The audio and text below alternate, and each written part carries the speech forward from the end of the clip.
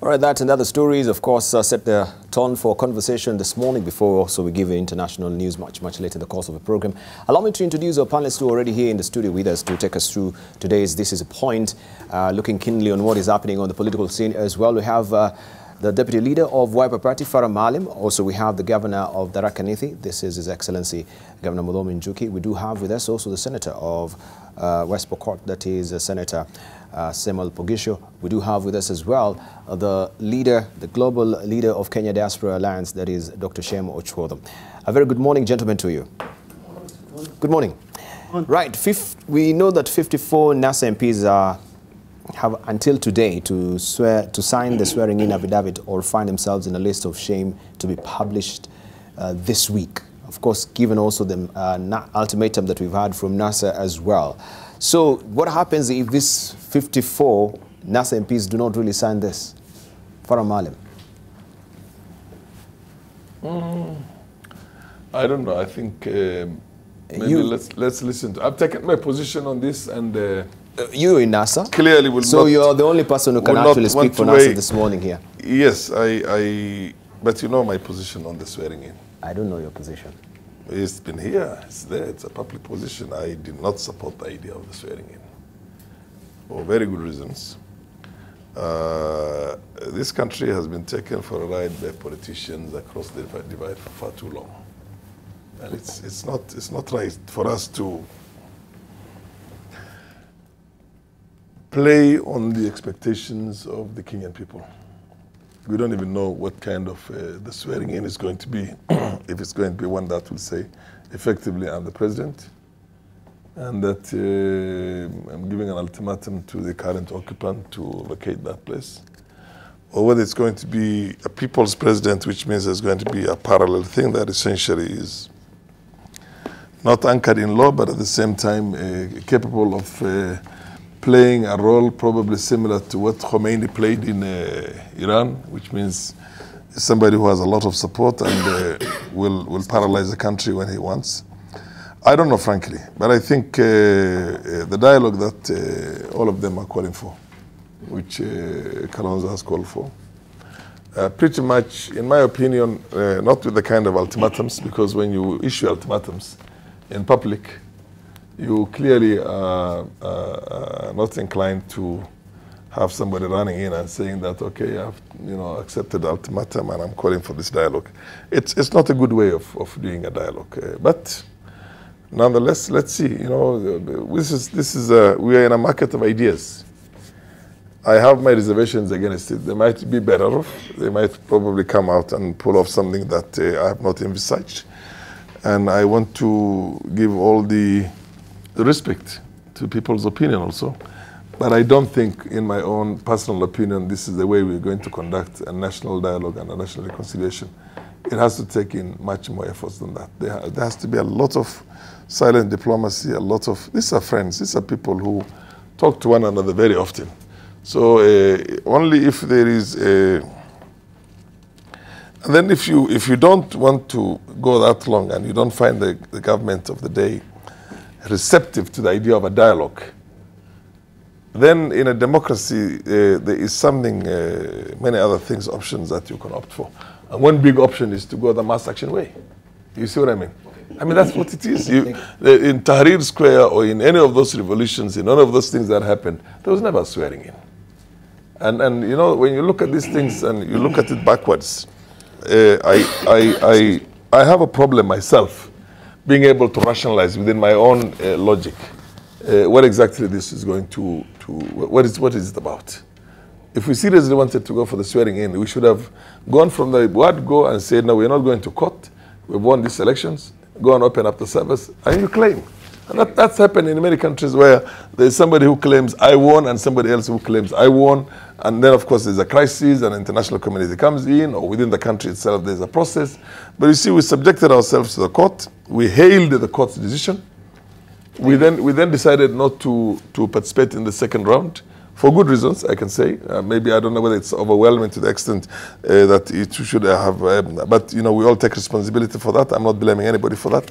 But I think there's much more discussions and logic that needs to go into this. Yeah, all right, but the fact that we see, because we have these optics and the collective view that everyone in NASA is actually for swearing in, but the fact that we can see that you actually shoehorning some members to actually sign this affidavit, it really shows there's no collective view, and as much as the principals are telling us you are together, you're not together. Let's hear from Governor Mudomi. You think they are together? Thank you, Dibala. First, let me say Happy New Year to this gentleman here. The year is old, but I've not been on this set this year, and I'm happy to see them and my colleagues. I hold an opinion that discussing this issue of NASA and swearing in is a sheer waste of time, because it is stale. It is stale. It is stale. It's been on for so long. They have put it up for a long time. It has been there. And I'm happy to see that some people in top leadership in NASA, like my friend here, Farah Mwalim, who are absolutely sober and holds a very independent opinion, disregarding the fact that they can be whipped. And even as they make members of parliament sign, probably the people in leadership like Farah are the ones who should have been made to sign first, and I'm sure you will not actually be able to do that. I have heard Kalonzo Musyoka talk a few minutes ago, and what I heard was threats. I have heard blackmail, and I have heard intimidation. You cannot intimidate a government of the day that was legally elected and it is functional at the moment, because it's very clear that NASA is not really interested in swearing in Raila Odinga, because they are demanding for dialogue, which they have demanded for a long time. And the ultimatum they're given of a week, if it does not happen, that they'll swear in, is an indication that they really want to be included somewhere so that they can stop, because it's a bait. So they should actually be able to say what you want, so that you don't carry on with the swearing in. But on the other hand, my personal opinion, very personal, I think we should let this NASA thing go on. Let them swear in the Raila Odinga and Kalonzo Musyoka. Let us see what will happen. Let's see whether the world will come to an end. Let's see what, after swearing in, then what next? Will he march to State House? Does he become a president? What happens? So the best thing is just to let him get sworn in.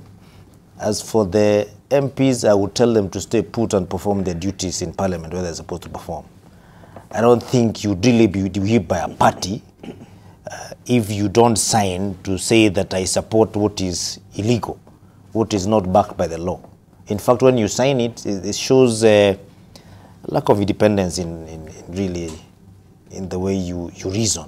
If you're going to be compelled by a party to do something that you illegally, not a binding. That is my personal opinion. All right, thank you. Let's hear from Mr. Pogisio. No, I really support the sentiments presented already. Two things I want to mention. One, it's dealing with the MPs this year and this term. It's not going to be as easy as it's been with threats of the whipping and so on. You've already seen them both sides of the aisle, that it's not easy to just do whip. People have the law, they have the constitution, they have they can say no. So that is something that the MPs are protected against. But on the swearing in, I do wonder if we even know the content of the oath. What's he going to say, and what is he going to demand? You know, the presidential oath is obvious. It's written. It's in the Constitution. It's there. So, and they cannot be done twice. It is, and one, in my view, does not nullify the other. So, like my friend is saying, what do we stop? We can't stop it. Let it go on. But the idea that we even should be dealing with it, it's it's a problem on one side. It can affect the country to some extent, but I can already see that the leaders asking for dialogue. For dialogue. So there's a kind of feeling that if we get this dialogue before then we drop this whole thing and so on. So we better just hope that they get the dialogue and we don't have to go through this whole business as a country. Let's ask ourselves, I mean, what does it affect us? It can't change the government, it can't do anything. It will be a new thing, people will be learning from it, but I don't know what's going to lead us to. So this is an exercise in futility, but if you can see, of course, you say that they should be given a green light to go full steam ahead with the swearing in at Uhuru Park. But looking at the developments also on the front page of the Daily Nation, the sidebar story there where it says the City Hall now locks NASA out of Uhuru Park. Church and a group posing as a Nairobi business community have applied to use the City Uhuru Parks on January the 30th. The grounds where the National Super Alliance plans to swear in opposition leader Raila Odinga as the people's president. And of course, we are learning also of other maybe venues that also have been now blocked out. So should we just let them be and let them swear in Raila Odinga, and then we see what happens thereafter? Dr. Shemochora. About swearing in and blocking the venues for meetings perhaps are two things that we need to look at differently. The right of assembly is enshrined in our constitution. And I think it would be wrong of the City Hall to deny anyone a right to assemble if they had already booked it. Of course, if they hadn't booked and somebody else had, then they have no reason to have any priority treatment. I mean, I would want to assume that the booking for Uhuru Park is on a first-come, first-served basis. But it shouldn't be used as a means to deny NASA to do whatever it wants to do. But having said that, while right to assemble is enshrined in our constitution, again, like my three colleagues here have said, the swearing in isn't, other than the legitimately elected President of the Republic being sworn in, the people's president is not defined in our constitution. So it becomes a very difficult for anybody who is not NASA. And I'm a bit surprised my elder speaker here is not shedding more light. He would be better placed to shed light on that. But I want to take issue with those who are reducing the call for dialogue to be a conversation or dialogue between President Uhuru Kenyatta and former Prime Minister Raila Odinga. In as much as I appreciate that there are two of our senior-most politicians or leaders, Kenya is bleeding. And it's bleeding, in fact, it's probably bleeding more in mashinani on the ground. There are communities that feel marginalized, the pastoralist communities, people from Nyanza especially, and other parts of the country, coast and so on and so forth. Even within Central itself, let's not assume that there's equity. There are major inequalities and concerns of exclusion, marginalization, nepotism, ukabila, corruption, and so on. So we have serious national problems. In fact, what I thought NASA should be pushing for is people's dialogue rather than Uhuru Raila dialogue. Allow me also to take issue with, I appreciated President Obasanjo coming to Kenya. But I belong to that group that feels that the national conversation should be a homegrown process. I did tell some friends that who are privy to what President Obasanjo did in Liberia, and he brought order, rightly so. But I did tell them that Kenya is a different ball game. So I was not surprised that, at least in his first trip, he didn't succeed. I would want to encourage our partners that it would be vital that they allow this process of healing Kenya and bringing it together to be a homegrown initiative. Of course, the development partners would come in to back it up, but they shouldn't be the ones on the front line. And to that extent, I'm privy to efforts by multi-sectoral groups. I would want to believe that during the first half of this year, a national convention will be held, multi-sectoral. That's not just exclusive to the two top leaders. So I think for me, that's what we need to be looking at. And in terms of swearing in, just as a devout Christian, I want to tell those who keep carrying the Bible, don't mock God, because this is a very, the Bible is a sacred a secret document that shouldn't just be used in vain. So that's the only call I would want to make. All right, you raised the issue of Obasanjo, and of course we are given to understand Obasanjo was here and he met the Right Honorable Raila Odinga, and also he extended a hand to the Jubilee administration, but the Jubilee administration also stoutly refused to see or to have a meeting with Obasanjo, or it is given to understand that on the basis that there is no international crisis, Farah Malim. So when we're talking about dialogue, and yet we can scupper the whole process of dialogue, if maybe we have, and we're given to understand he was in the country courtesy of the United Nations, Secretary General Antonio Guterres. So the whole process of actually scuppering or not really allowing or making that assumption that this is not an international crisis. First of all, is it an international crisis for us? For them, they think it is not an international crisis. When is a crisis an international crisis? When it's a national crisis that has the potential of creating a failure in both state and society, disintegration of state and society. And then because of the ramifications that has on the international community, then of course it becomes an international crisis in that they will come in and try and resolve that problem. To say that there is no crisis that warrants international engagement in this is an understatement. In my opinion, it's not right. It doesn't depict the situation rightly. It is a crisis.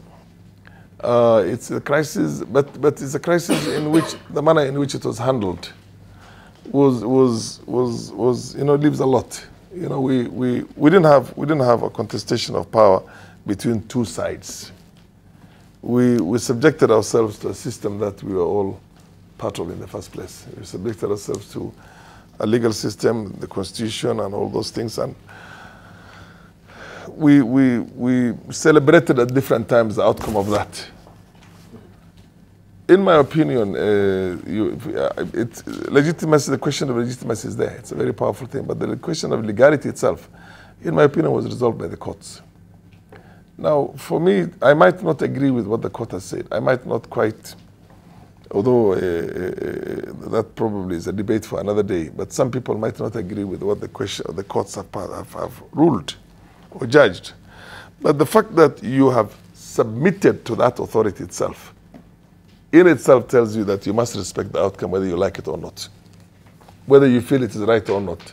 And then, of course, there's the issue of legitimacy. Legitimacy itself needs to be, in my opinion, by and large, homegrown. And there it starts off. If we decide as politicians, look, this is too much. This country has got to resolve certain issues like electoral impunity, which is there. I think there is nobody who is a bigger victim of electoral impunity in the country in the last election than the person sitting with you here, Farah Malim. And the entire county that I come from, and all the counties in northern Kenya, where there was hardly any elections. People just went there, and IEBC had already had its own determinations. So basically, what I'm trying to say is that we had a choice. I want you to get my argument very well. We had a choice not to subject ourselves to the court process and say, look, this election was stolen. Go and open up the servers, do A, B, C, D, E, F, G, H. Or even when we went in and went to the court and the court nullified, we had also an option to go back to the court itself and say, you gave orders for the servers to be opened. We're making an application right now that the servers opening itself must be enforced, or if there's going to be a contempt of court, that also has got to the court has got to stand its ground very firm. Let me just finish this and say that in the absence of that, the servers being opened, and a process being initiated that finds out who the real winner is, then of course we have an option now to go ahead and swear our own candidate, Raila Odinga, as the president in the country, because we are convinced he's the one who won through the servers. We didn't do that. We allowed the second process to go, and then we pulled out of the race itself. Maybe for reasons that in hindsight right now we see that maybe we should not have done that. Right, then the court comes up now with a ruling, with a judgment, on the basis of the facts in issue. The facts in issue that time is that We do not have that powerful locus standi, what you call a locus standi. If you're not participating in something, then you don't have that interest in it. All right, we have that information. We have that information, so we don't need to belabor the point for the interest of time. Let's just hear from Dan Mazo. First of all, I want to know from you, are you one of the members of parliament that have signed the affidavit that Raila Odinga should be sworn in, or you should actually be subjected to a public list of shame? Wow. It's not exactly an affidavit. One of the lawyers who designed it's a document whereby we want to know which member of parliament is with us and which member of parliament is not with us, because some members is alleged with NASA during the day and at night they are with the Jubilee. So we want to have a clear, cut situation whereby we know who is in our team and who are we working with. So, in essence, are you actually trying to shoehorn or force the MPs to actually get, into this swearing in, even if it is not really... Yeah? It's voluntary, so that members of parliament can be clear in their mind that they are in NASA. Because you see, in political parties, you whip.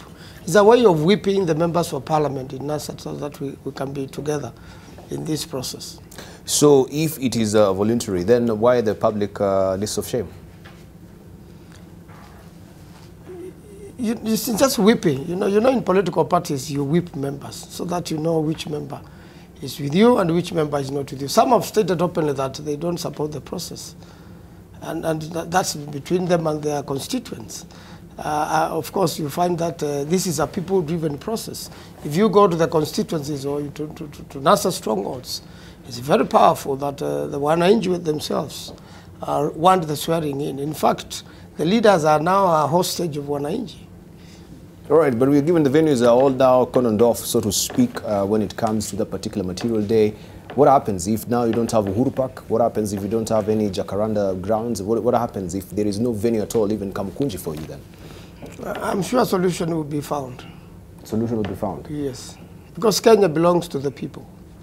And maybe if the county government now says that Uhuru Park is not available, I'm sure we'll find space. All right, what really happens to, members of NASA like Farah Maalim, who's not really for the swearing in and is not an MP and cannot really swear in the affidavit?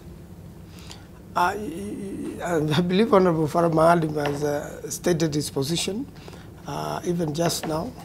And since he's he here cannot to be confirm. whipped, yes. Since he cannot be de-whipped, then what? Well, it's a process of the people. When you are moving as a people, not everybody moves with you. Everyone is entitled to their opinion. And as far as I've heard, the Honorable Farah Maalim is quite clear in his mind what should happen. Let's continue the conversation and wind up now, NASA, unless you have anything to say on NASA. Let's hear from Governor Mudhomi. Njuki, will come to you. Very briefly. Jibal, Kenya has moved on. Kenya has moved on. The rest of the Kenyans have moved on, except the politicians in NASA. I believe even the followers may have moved on because we have come from hard times when we had to contend with politics 24/7. But now we want to see something on the table from the politics. We want what we promised the Kenyans to be delivered. And as it were, all the constitutional means that have been put in place to ensure that disputes are resoluted and way forward is given have been exhausted. So this other way of intimidation and blackmail cannot really carry the day. All right, thank you. We need to have something structured that's not been the open in the Kenyans. Let them have dialogue in a different way that does not rattle the public. Thank you very much. All right, maybe just to draw your attention also, maybe on that note as we are on you, 40 governors in hot soup over top jobs. This is what we have on the front page of the Standard today. And ESSC writes memo to country chiefs warning them of the irregularity of giving out key positions without ensuring due diligence in crucial areas such as financial probity, corruption, criminal history, and tax compliance. And your county has been listed here, sir, on page 8 of the Standard this morning. If I may just flip over there quickly for you to see. And when you got to office, you're one of the person that actually had, I think, a staff audit that you did, and some of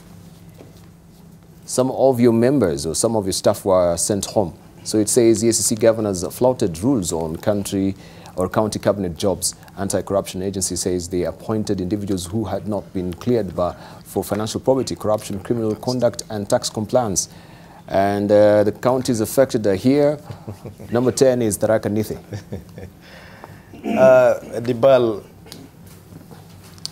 I have no issues with the ACC and them performing their duties, but let them do it well. Excuse me. Let's not have excuses of non-compliance from governments that have done disappointments. Chapter 6 of the Constitution, yes, it's very clear that it's not only in appointments in government that you need to be cleared by several bodies. That includes the CID, because you're supposed to have a certificate of good conduct. Even when you're getting a job as a driver, you need that. And if I give you the bodies that are usually mandated to provide clearance, starting with the CID, Credit Reference Bureau, HELB, and we also have the ACC, all those, and the KRA, to actually ensure that you paid your taxes in time. Today, just have an application to a place where you want to get a job and ask for clearance from those bodies. All the other bodies will respond. EACC will keep quiet. They're not even right. They will give you a document of acknowledgement that we have acknowledged your requisition, so just wait for our answer, and you'll wait for 1 year. In Kenya, in the law, you are deemed to be innocent until proven guilty. These people who have been appointed by the county governments and the EACC feels that they have not been cleared, they are not in a foreign land. They are still within. The EACC come up and say, out of your 7 members of your CCs, so and so, 3 of them or 4 of them have criminal cases and therefore should not have been cleared as per se. But at the end of the day, it is assumed that when they are silent, it means there's nothing wrong. Otherwise, I don't think we will have to wait for EACC to drag their feet for a whole year or 2 years while we are waiting for delivery of services. So I do not think there's any government among the 40 that have been listed that is in contravention of any act or any law. If there is, then let the EACC actually take them to court. But even the Public Service Commission also, they were really outraged by what the governors were doing when he came to office in terms of, sending home some of his county workers as well, right? So does it mean then the governors, Those are 2 different things that we're talking about here. Yeah, I understand, but we're just talking about the clearance by EACC and people being sent home. And as it were... But we're still talking about county jobs as well. Yeah, that's all right. And as it were, Dibal, I've been on this show again, and I put it very clear. There is no one who can send a worker home, an authentic worker who is working well and who has all the requisite papers and is in employment legally. However, the issue of the ghost workers that have been there across all the counties. I see it every day in the news, where you have people who are deemed to be on the payroll, but they do not exist. Where the rubber meets the road is when they get paid their monies. And again, these are issues that are being handled by the courts, and you should not mistake one thing that most Kenyans are mistaking, because there is a tendency when a worker goes to court, they are given stay order, excuse me, meaning that the status quo remains until cases are heard and determined. We want to rely on those cases that have been heard and determined to show that you are illegally, you're unlawfully sent off from work, and therefore you need to be returned. Those are the cases really we should be talking about, where someone has erred. And at the end of the day also, we have a system which allows the appeal system all the way to Supreme Court to be able to determine the authenticity of this employment. Thank you. That are really bringing down the governments because of bloated wage bill. Right. Senator, as custodian, of course, of the Constitution and what you see in light of, the dailies and the 40 governors who are on the hotspot with the top jobs and just the county jobs, as a matter of fact, how do you weigh in? Actually, I am now in the committee that deals with labor issues. And I know that we're going to start looking at very carefully at what's happening in the labor market, both at the national level, but mostly at county level. And the issues we're talking about are inherent. Most of these new governors who have taken over from other governors have inherited a lot of problems in their counties. But how do they handle it? I see a weakness in the county service boards and how they relate with the governors. Is there a law that really protects the workers from dismissal or from being removed just because some of them supported somebody in the last election? I think that's really the bone of contention here. Is some of the workers forgot they were civil servants, and some of them went directly into politics. And so a new governor comes in with his team, and they can still see the person there. So that really should be the issue. It's not about qualification. It is basically about dealing with political situation. And yet, for us, we want to look at the person as a qualified Kenyan, and they should not be removed easily. They should be protected from their work. But two things happen. You need to help the governments then deal with suspicion that these guys are going to sabotage their work. Number two, deal with the workers themselves. Let them know that they are public servants and they should be limited in how much they expose themselves to political campaigns. All right. Oh, looking at the editorial cartoon that we have today in the People Daily, especially I said that you will weigh in on that much later. I don't know, in terms of appointing the deputy governor, and I know that particular bill is in the Senate. Is it in the Senate right now, or where is it, Mr. Pogisio? It is going to come to the Senate. It's in process now. The process, of course, the documentation must be filed already, but it's going to be looked at when we resume on the 13th of February. Do you see it will actually have seen the light of day by the end of March? I don't know.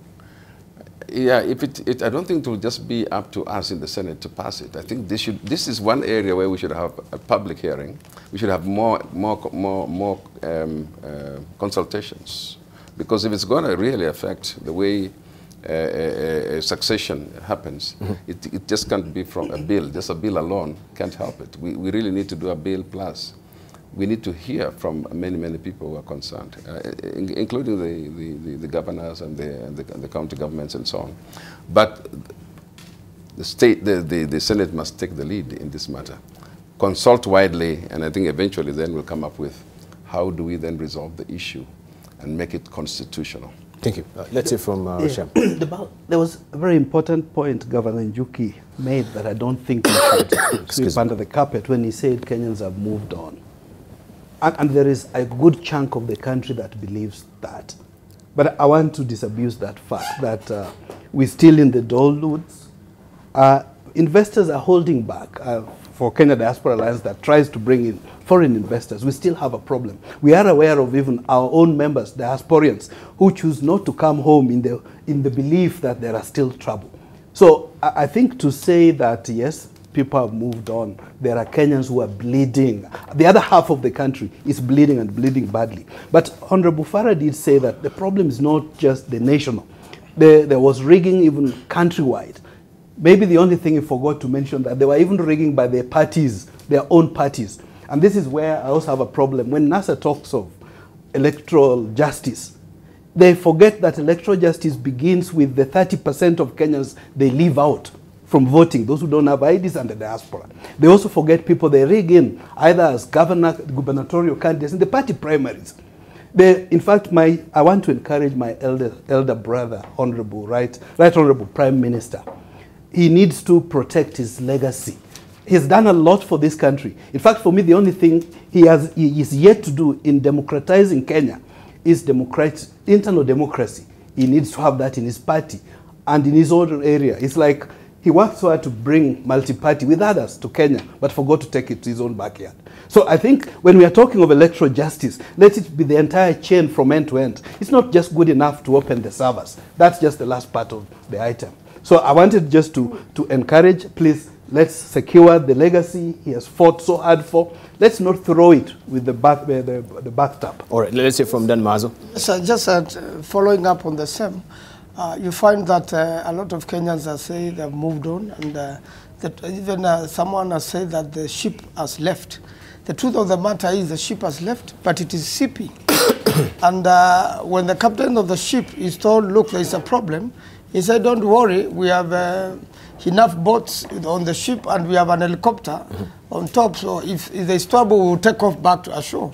But I don't think that's likely to happen, because the ship may have gone so far such that you have very few survivors. And I think we need to go back to the drawing board. We want to make sure there is electoral justice, because if you don't get it right now, then it will never be right for this country.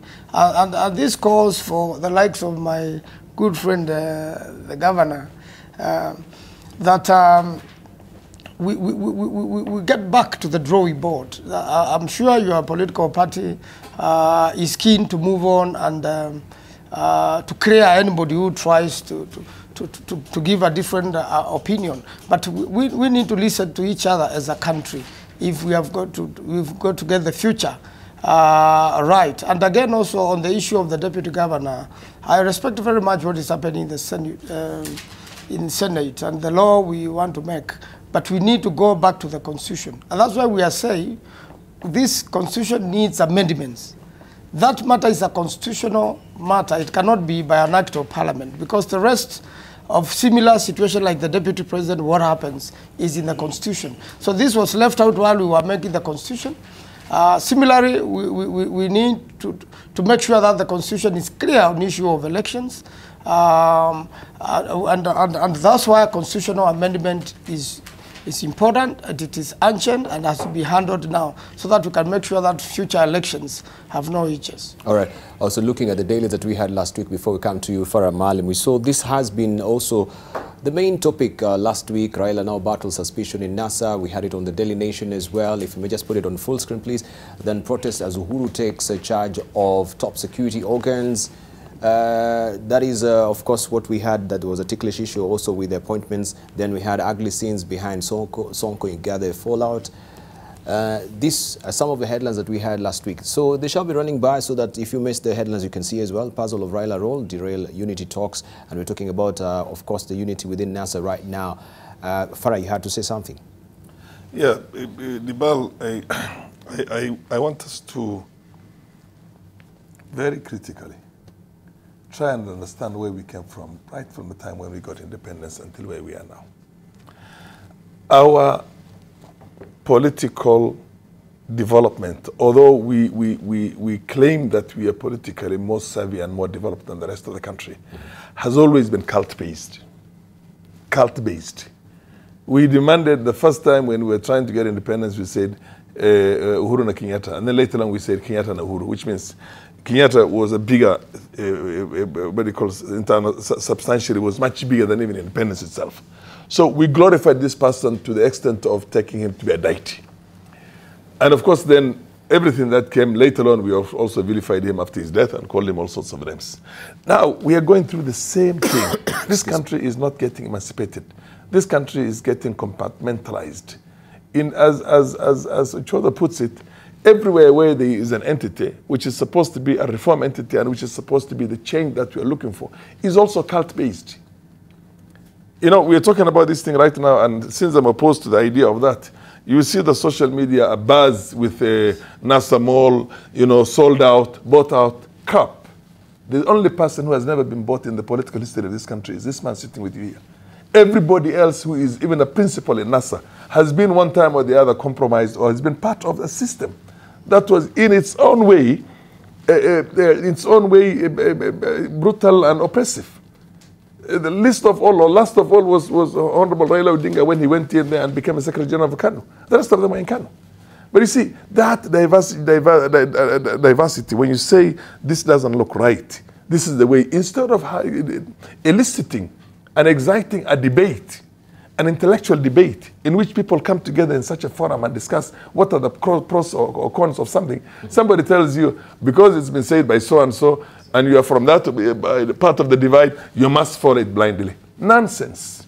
This country will never see emancipation or liberation as long as we belong to that school of thought. Now the way it is, I'll tell you, we missed the boat in 2007, 2008. We had an opportunity to negotiate all these things because the country became almost a failed state. What did we do? We allowed 2 people to lock themselves in Sagana in a room. They cut a deal between themselves. You don't know what that deal entails. It came out later on. We had Atam Kia Pia Ninyama. I don't know if you remember that. But then again, what happened? They don't talk about it. The entire, what do you call ODM Pentagon, why did they all leave the center? Why did they leave one by one? It's because they were never included in that discussion.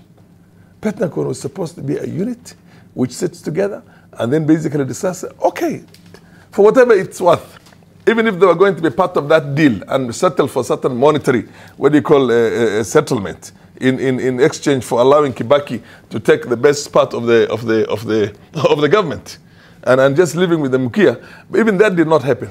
And right now, we have to make a distinction between individual interests, the commercialization of politics, and the interest of the ordinary Kenyans for posterity in this country. Thank you. And there's a need for people to come to that and say, yes, we didn't get it yesterday. We're not going to get it today. What is going to be the outcome of Uhuru and Raila were locking themselves in a place? These 2 guys are friends. They were the sons of the number 1 and number 2 in this country when we got independence. And I have a feeling that they talk to one another as often as it takes. And all of them are friends. All of them are our friends also. But we need substantive changes in this country that is going to secure the future of our children and our grandchildren when it comes to the political dispensation. Otherwise, every time it's going to be the fellow who is in power will determine how it's going to be transacted, that politics of that time. Rigging, everything, legitimacy, corruption. I mean, we'll never be able to get over these things until we have, and unless we have a proper national dialogue in which we are able to pick out the issues and we demystify the individual. We have an impersonal politics. When you say impersonal politics, is a politics that doesn't care about an individual, not a name. It's an idea, it is a policy, it's a substance of that nature. That's why somebody like Ramaphosa, who comes from the smallest community in South Africa called Venda, is able to defeat the ex-wife of the current president, who is the former chair of the AU. And people congregate along ideological persuasions there. We need to have an ideological persuasion that takes this country at heart, and that where the loyalty and the patriotism is more than ever to the country and not to individuals. All right. You see, even if we go right now and we have a dialogue, we come up into a government of national unity, for example, let's say, or a coalition government, how is that going to secure the future of this country? How is that going to secure? Somebody like my brother Mudomi is a very young man, much younger than all of us. I don't think he really appreciates where this country came from when you say that we need to move on. I mean, that also doesn't make any sense. You can't move on.